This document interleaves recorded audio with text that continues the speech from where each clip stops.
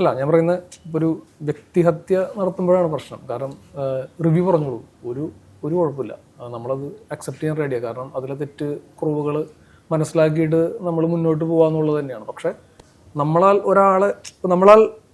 ഒരാളെ സന്തോഷിപ്പിക്കാൻ കഴിഞ്ഞില്ലെങ്കിലും ഒരാളെ വിഷമിപ്പിക്കരുത്, അത്രേ ഉള്ളൂ. കാരണം ചിലപ്പോൾ നമുക്ക് എല്ലാവരും സന്തോഷിപ്പിക്കാൻ പറ്റില്ല. പക്ഷെ നമ്മളാൽ ഒരാൾ വിഷമിക്കാതിരിക്കുക എന്നുള്ളൊരു കാര്യം അതൊരു ബേസിക് ഇതാണ്. 100%. താങ്കളെ സംബന്ധിച്ചും ഈ അങ്ങനെ ഇപ്പോൾ റിവ്യൂ ചെയ്തൊക്കെ താങ്കൾ ഓപ്പണായിട്ട് പറഞ്ഞു. പക്ഷേ ഇത് ചില ആളുകളിലേക്ക് കേന്ദ്രീകരിക്കുന്നുണ്ട്, ചില ആളുകളിലേക്ക് മാത്രം കേന്ദ്രീകരിക്കുന്നു ചില റിവ്യൂവേഴ്സ് പറഞ്ഞിട്ട്. അത് അങ്ങനെ ഒറ്റ തിരിഞ്ഞുള്ള ആക്രമണം താങ്കൾ എങ്ങനെയാണ് കാണുന്നത്? അങ്ങനെ ഒറ്റ അത് മോശമാണ്. ഇപ്പൊ ആന്റണി പറഞ്ഞ പോലെ തന്നെ ഇപ്പൊ ആന്റണിയുടെ ഫോട്ടോ ഇട്ടുകൊണ്ട് മോഹൻലാൽ സാറിന്റെ ഒരു മൂവിക്കെതിരെ ആന്റണി പറഞ്ഞു എന്നുള്ള രീതിയിൽ ആന്റണിയുടെ ഫോട്ടോ ഇട്ടുകൊണ്ട് വരും. ഫോട്ടോ വെച്ചുകൊണ്ട് അപ്പൊ അതല്ല ഒരു ജെന്യുവിൻ ഇതെന്ന് പറയുന്നത്. കാരണം ഒരു സിനിമ വന്നു, ആ സിനിമയുടെ മോശം വശങ്ങളെയും നല്ല വശങ്ങളെയും എടുത്തു കാണിച്ചുകൊണ്ട് ക്രിട്ടിസൈസ് ചെയ്യാൻ. ഞാൻ അത് കണ്ടായിരുന്നു, ഷെരീഫിക്കയുടെ ഫോട്ടോ ഉള്ള എന്തോ അതേപോലെ എന്റെ ഫോട്ടോ വെച്ചിട്ട് വന്നിരുന്നു. അത് ആൻസംബായുടെ മാത്രം വന്നിട്ടില്ല. നല്ല ഫോട്ടോ എടുത്ത് കൊടുക്കാൻ.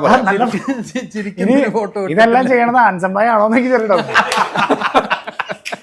സ്വന്തം ഫോട്ടോ.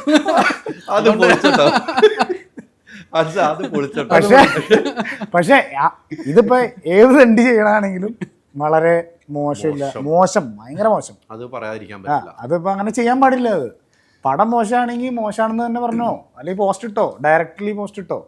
അല്ലാണ്ട് ഒരാളെ മാത്രം കേന്ദ്രീകരിച്ച് ഒരാളെ മാത്രം മോശമായിട്ട് പറയുന്ന ആ പ്രവണത നമ്മുടെ സിനിമയ്ക്കോ അല്ലെങ്കിൽ ഒരു മനുഷ്യൻ എന്നുള്ള ഒരു ഇതിൽ തന്നെ അത് തെറ്റായിട്ടുള്ളൊരു കാര്യമാണ്. നമ്മൾ അങ്ങനെ കേന്ദ്രീകരിച്ച് ഒരാളെ മാത്രം അറ്റാക്ക് ചെയ്യണതും ഭയങ്കര തെറ്റായിട്ടുള്ളൊരു കാര്യമാണ്. നമ്മളെല്ലാവരും എന്തിനാ നമ്മൾ ഇപ്പൊ ചേട്ടൻ ഈ ജോലി ചെയ്യണ എന്തിനാ? ഇതിനോടുള്ളതാണ്. ഞാൻ കുറച്ച് മുമ്പ് എൻ്റെ ഫ്രണ്ടിൻ്റെ അടുത്ത് പറഞ്ഞു, ഇതാണ് എൻ്റെ അന്നം ഞാൻ പറയുന്ന ആളാണ്.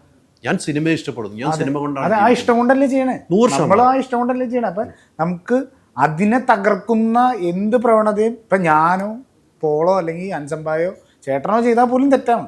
അതൊരിക്കലും അംഗീകരിക്കാൻ പാടില്ല. അത് ഉള്ളത് പറയാം, അല്ല അഭിപ്രായം പറയാം. ഇപ്പൊ ഞാൻ പറയട്ടെ, ഒരു പടം കണ്ടു, പടം കണ്ടു, എനിക്ക് ഇഷ്ടപ്പെട്ടില്ല.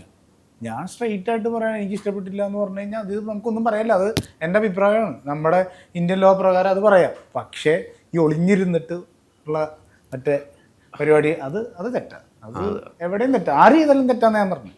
അത് ഈ കാര്യത്തിലൊക്കെ നമ്മുടെ പ്രൊഡ്യൂസറൊക്കെ എന്തുമാത്രം വിഷമിക്കുന്നെന്ന് എനിക്കറിയാം. പക്ഷെ ഇങ്ങനെയുള്ള ഒളിച്ചിരുന്ന ആക്രമണത്തെ അല്ലെങ്കിൽ നേരിട്ട് ഷെരീഫൊക്കെ നല്ല ചങ്കൂറ്റൊഴുന്ന് എഴുന്നേറ്റ് എന്ന് പറയുന്ന ആളാണ്. പക്ഷെ ഇങ്ങനെ അപ്പോഴും അത് വന്നാലും വേറെ രീതിക്ക് വ്യാഖ്യാനിക്കുന്ന ആളുകളും ഉണ്ട് കേട്ടോ. അങ്ങനെ വന്നാലും ഞാനിപ്പോഴും പറയാം, ആ പേര് കൊണ്ട് വരെ വ്യാഖ്യാനിക്കുന്ന ആൾക്കാരുണ്ട്. ഞാൻ ഇല്ലയെന്ന് ഞാൻ പറയാം, ആ പേര് കൊണ്ട് വ്യാഖ്യാനിക്കുന്ന ആളുകൾ വന്നു. പക്ഷേ അവർക്കൊക്കെ കാലം മറുപടി പറയും എന്ന കാര്യത്തിൽ സംശയമില്ല. ആ കാലത്തിന് വേണ്ടി നമ്മൾ ഒത്തിരി വിധുരം ഇപ്പോൾ ഒക്കെ പണ്ടൊക്കെ ദൈവം ഒരു പിന്നെ ഇപ്പം അപ്പം കൊടുക്കുന്ന ഒരു സമയം നമ്മൾ നേരിട്ട് കാണുന്നുണ്ട്. അതുണ്ടാകും കാര്യത്തിൽ. അങ്ങനെ പെട്ടെന്ന് കിട്ടുമല്ലോ. നല്ലത് കിട്ടട്ടെ. പക്ഷെ പപ്പ ഇത് ചിരിച്ചോണ്ട് പറയുന്നുണ്ടെങ്കിലുണ്ടല്ലോ, ഇങ്ങനെ ഒരു കൗണ്ടർ അടിക്കുന്ന, പക്ഷേ ഉള്ളിലുള്ള വേദന അദ്ദേഹം പറഞ്ഞു. അതാണ് അതും കൂടെ ഒന്ന് എൻജോയ് ചെയ്ത് പോകുന്നത് ഞാൻ കണ്ടിട്ടുള്ളൂ കേട്ടോ. അതാണ് പറഞ്ഞതെന്ന് എനിക്ക് തോന്നുന്നു.